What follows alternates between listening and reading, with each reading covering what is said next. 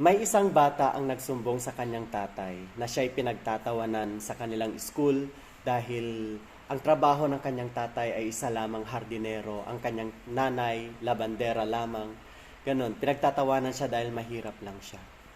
So sabi ng tatay niya, bakit mo iniiyakan yan? Halika rito, sabi niya. Niyaya niya ang kanyang anak at nagtanim sila ng dalawang bulaklak.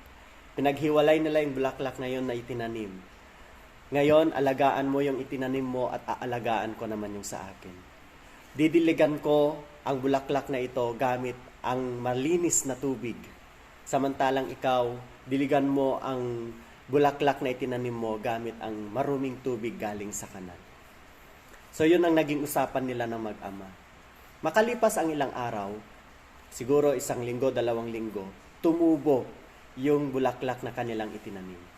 Nilapitan ng tatay ang kanyang anak at kinausap. Ano ang noo-obserbahan mo sa bulaklak na itinanim mo? Nagtaka yung bata sapagkat yung bulaklak na itinanim niya ay mas malago, mas magandang bulaklak kaysa dun sa bulaklak na itinanim ng kanyang tatay. Bakit ganito? Mas malinis naman ang dinidilig mo sa halaman mo or sa bulaklak na itinanim mo, pero bakit mas healthy yung sa akin? So yung tatay niya nagsabi, ganyan din ang buhay natin, anak.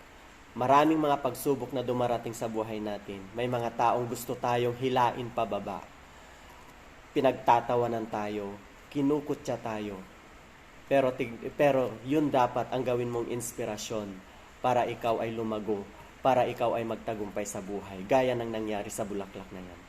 Yung maruming tubig na ginamit mo para diligan ang bulaklak na yan, ginamit niya yon upang magsilbing fertilizer niya para mas lumago pa siya at gumanda ang kanyang mga bulaklak. Sa buhay natin, ganyan talagang nangyayari sa atin.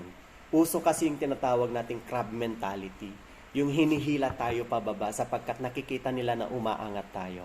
Pinagtatawanan tayo, kinukutya ang mga pangarap natin sa buhay, kinukutya tayo. At kung minsan mga kamag-anak pa nga natin yung mga nangunguna sa pangungutya sa atin. Pero sabi ko nga, never stop. Gamitin mo yon bilang pundasyon mo, gamitin mo yon bilang inspirasyon mo para umangat ka sa buhay, para gumanda ang buhay mo. At later on, titingalian ka ng mga taong tumatawa or kumukutya sa mga kilos mo sa buhay. Yun lamang po. God bless po sa ating lahat.